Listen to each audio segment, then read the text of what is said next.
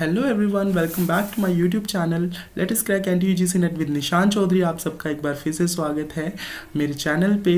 और आज जैसे कि आप देख सकते हैं मैं बहुत ही अच्छा टॉपिक लेके आया हूँ, cash accounting and accrual accounting के बीच में क्या डिफरेंस है। तो आज हम यही करने वाले हैं। यूजीसी नेट के हिसाब से देखा जाए तो टॉपिक बहुत इंपॉर्टेंट है। आपको कई बार क्वेश्चन आ जाता है लेकिन बच्चों को पता नहीं होता है कि accrual accounting and cash accounting के बीच में डिफरेंस क्या है। और यूजीपीजी स्टूडेंट्स जो है कॉमर्स वाले, उनके लिए भी ये टॉपिक बहुत इंपॉर्टेंट है। तो ये हमारे अकाउंटिंग एंड ऑडिटिंग का आई थिंक सेकंड लेक्चर है और आज हम इसमें देखने वाले हैं cash accounting and accrual accounting के बीच में डिफरेंस। तो चलिए शुरू करते हैं, ज़्यादा टाइम ना वेस्ट करते हुए हम शुरू करेंगे अपना लेक्चर। तो चलिए शुरू करते हैं। तो जो डिफरेंस है cash accounting and accrual accounting के बीच में वो मैंने यहाँ पे लिखा हुआ है। इसका मीनिंग क्या है? ट्रांजैक्शंस, जो कैश अकाउंटिंग है इसमें क्या होता है, transactions are recorded when the actual cash is received और पेड। जब आप एक्चुअली कैश रिसीव कर लोगे या आप कैश पे कर दोगे, उसमें कैश अकाउंटिंग में ऐसा होता है कि आप जब एक्चुअली कैश रिसीव कर लेते हो या तो कैश पे कर देते हो, मतलब यहाँ पे कैश ट्रांजैक्शंस को कंसीडर किया जा रहा है। और एक्रूअल अकाउंटिंग में क्या होता है, ट्रांजैक्शन तब रिकॉर्ड की जाती है जब वो इनकर होती है या फिर अर्नड होती है। इसका मतलब क्या है वो मैं आपको भी समझाता हूँ। Regardless of when the cash is received और पेड, इसमें कैश का कोई लेना देना नहीं है। आपने मान लो कोई काम करना है, आपने, ये पर्सन है, पर्सन ए, ये एक पर्सन है, इन्होंने कुछ काम करना था। मान लो इन्होंने गुड्स डिलीवर करनी थी, इन्होंने गुड्स जो थी वो डिलीवर करनी थी बी को, ठीक है, यहाँ पे बी को डिलीवर करनी थी। तो इनको कितना किराया मिलना था, इनको मान लो ₹25,000 पे करने थे, ठीक है। तो इन्होंने गुड्स डिलीवर कर दी, इनको पैसा किसने देना था, यहाँ पे सी पर्सन ने देना है, ठीक है। मान के चलो यहाँ पे सी पर्सन ने पैसा देना है। तो उन्होंने गुड्स डिलीवर कर दी बी को, और इन्होंने जब यहाँ पे गुड्स जब डिलीवर कर दी, इनको कैश तो रिसीव नहीं हुआ, दैट इज़ एक्रूअल अकाउंटिंग। लेकिन जब इनको पर्सन सी से कैश रिसीव हो जाएगा, जब ये कैश पे कर देंगे, तो उसको हम बोलेंगे कैश अकाउंटिंग। अगर हम बुक्स ऑफ अकाउंट्स जो है वो कैश बेसिस पे बना रहे हैं, तो हम अपने खर्चों को या इनकम को या एक्सपेंसेस को तब कंसीडर करेंगे जब हमारा कैश आएगा या जाएगा। लेकिन एक्रूअल बेसिस पे हम जब अपनी बुक्स ऑफ अकाउंट्स प्रिपेयर करेंगे तो हम तब कैश कंसीडर नहीं करेंगे। हम कैश तभी कंसीडर कर लेंगे जब काम हमारा हो जाएगा। हमारा काम हो जाएगा, हम कंसीडर कर लेंगे कि हाँ हमने ये कैश रिसीव कर लिया है, हम उसको हम बुक्स ऑफ अकाउंट्स में शो कर देंगे। इसमें बेसिकली बुक्स ऑफ अकाउंट्स में शो कर देते हो आप, ठीक है, कि कैश रिसीव्ड, बट एक्चुअली वो हुआ नहीं है, बस आपका काम हुआ है। यहाँ पे वर्क डन को कंसीडर किया जा रहा है, वर्क डन को ही हम कैश रिसीव्ड मान ले रहे हैं। लेकिन यहाँ पे ऐसा नहीं होता। यहाँ पे जब कैश रिसीव होगा या जब आप कैश पे करोगे तभी आप cash accounting, books of accounting में उसको शो करोगे कि आपने कैश रिसीव कर लिया। अब इसका नेचर कैसा है, जो कैश अकाउंटिंग है वो सिंपल है। इसमें revenue is recognised when the cash is received, इस सिंपल शब्दों में लिखा हुआ है। Revenue is recognised when the cash is received and the expenses are recorded when the cash is paid. और जो एक्रूअल है, एक्रूअल अकाउंटिंग जो है वो कॉम्प्लेक्स है थोड़ा। इसमें क्या होता है, revenue is recognised when it is earned, goods are delivered or services are provided and the expenses are recorded when they are incurred, even if the cash payment occurs later। ये बहुत important है, यहाँ पे देख लो, even if the cash payment occurs later। यहाँ से पूरा accrual का मीनिंग आपको क्लियर हो रहा है। इसके थोड़े और डिफरेंसेस है वो भी हम देख लेंगे। यहाँ पे मेथड्स लिखा गया अकाउंटिंग का। कैश अकाउंटिंग में क्या होता है, it is a straightforward method that tracks actual cash transaction. ये एक्चुअल कैश ट्रांजैक्शंस को ट्रैक करता है। सिंप्लिसिटी है, generally simpler and easier to manage for small businesses. Small business के लिए बहुत सिंपल रहता है ये कैश अकाउंटिंग कंसेप्ट, क्योंकि आप कैश जब रिसीव होगी तब आप बुक्स ऑफ अकाउंट में शो कर दोगे, जब नहीं आएगी या फिर आप पेमेंट कर दोगे तो तब आप शो कर दोगे। इसमें ऐसा कुछ नहीं है कि पहले आएगा बाद में आएगा कैश, हमने काम कर दिया, वैसा कुछ नहीं, वैसा एक्रूअल में होता है। कंप्लायंसेस देख लो यहाँ पे, often use for taxation tax purposes and is acceptable for small businesses with lower transaction volume. जिन बिजनेस की जो ट्रांजैक्शन वैल्यू वैल्यू है, जिनकी ट्रांजैक्शंस कम होती है, उनके लिए भी बहुत अच्छा और माना जाता है। और टैक्स पर्पस के हिसाब से भी देखा जाए तो टैक्स कैलकुलेशन में ईजी रहता है, क्योंकि ऐसा नहीं है कि आपने जैसे आपकी जो अकाउंटिंग ईयर है वो 31 मार्च को क्लोज होता है, तो कुछ ऐसे काम होते हैं जैसे मान लो आपने कोई डिलीवर कर दिए गुड्स और आप एक्रूवल बेसिस पे चल रहे हो, तो आप मानोगे कि कैश आ गई है, लेकिन आपके बुक्स ऑफ अकाउंट में तो उतना पैसा शो करेगा ही नहीं, क्योंकि वहाँ पे आपने एक्चुअली तो पैसा जो है वो आपने रिसीव किया ही नहीं है। अब एक्रूवल अकाउंटिंग का क्या मेथड है?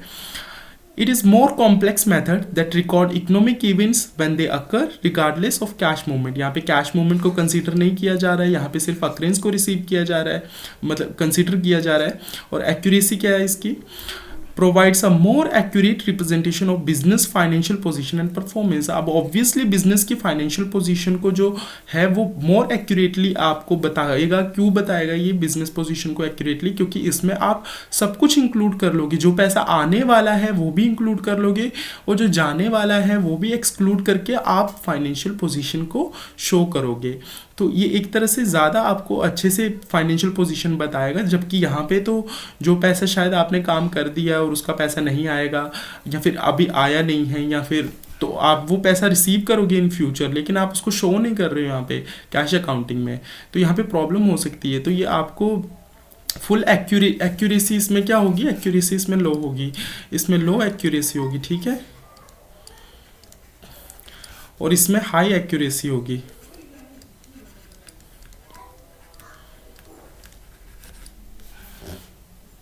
उसके बाद रेगुलेशंस देख लेते हैं। Required for large businesses, large business में ये ज़्यादा इजी रहता है आपके लिए करने के लिए। Generally accepted accounting principle compliant, ये गैप को फॉलो करता है, ठीक है। उसके बाद फाइनेंशियल स्टेटमेंट्स देख लेते हैं। फाइनेंशियल स्टेटमेंट कैश अकाउंट में किस तरह से प्रिपेयर करी जाती है? The income statement reflect the cash inflows and outflow. Income statement जो है आपकी कैश इनफ्लो और आउटफ्लो बताएगी। एंड द बैलेंस शीट में not accurately represent the business financial position, जो हमने यहाँ पे देख ली, यहाँ पे एक्यूरेसी कम होगी। और टाइमिंग डिस्पैरिटी क्या होगी? There may be timing disparity between the recognition of revenue and expenses and the related cash flows.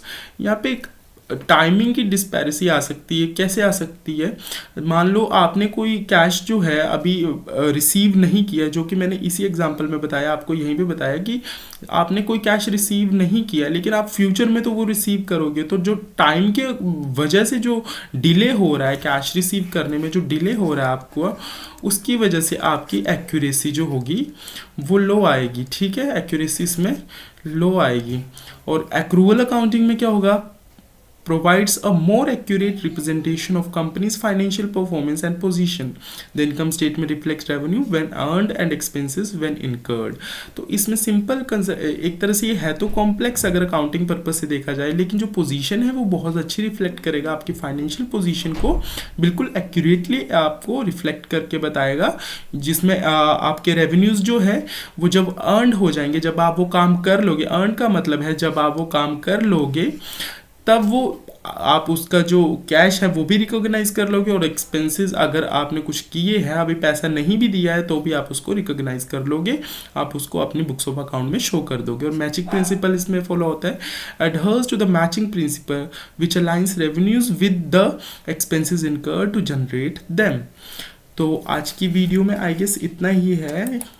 अभी थोड़े और डिफरेंसेस है, वो भी देख लेते हैं। इसकी सूटेबिलिटी कैश अकाउंटिंग की, suitable for small business, straight forward method है, और critical consideration.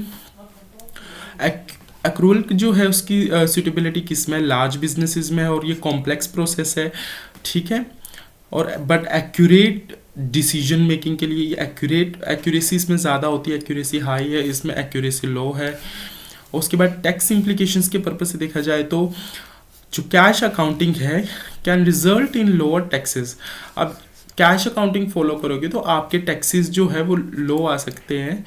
In short term as a income is only recognize when received and the expenses are recognize when paid. यहाँ पे भी वही रीज़न दिया जा रहा है कि आपको मान लो फ्यूचर में कोई पैसा आने वाला है इसी साल, लेकिन आप 31 मार्च आ गया और 31 मार्च को आपने टैक्स पे कर दिया, तो आपकी इनकम तो वहाँ पे कम शो हो रही थी। अगले साल मान लो 1 अप्रैल को ही आपका पैसा आ गया, तो ये तो नेक्स्ट ईयर में कंसीडर होगा, क्योंकि आप कैश अकाउंटिंग फॉलो कर रहे हो उसकी वजह से, तो यहाँ पे लोअर टैक्सेस आ जाएंगे। आप टैक्स जब कैलकुलेट करोगे तो आपका पैसा तो कम आएगा, इनकम कम आएगी, तो आपके लोअर टैक्सेस आएंगे।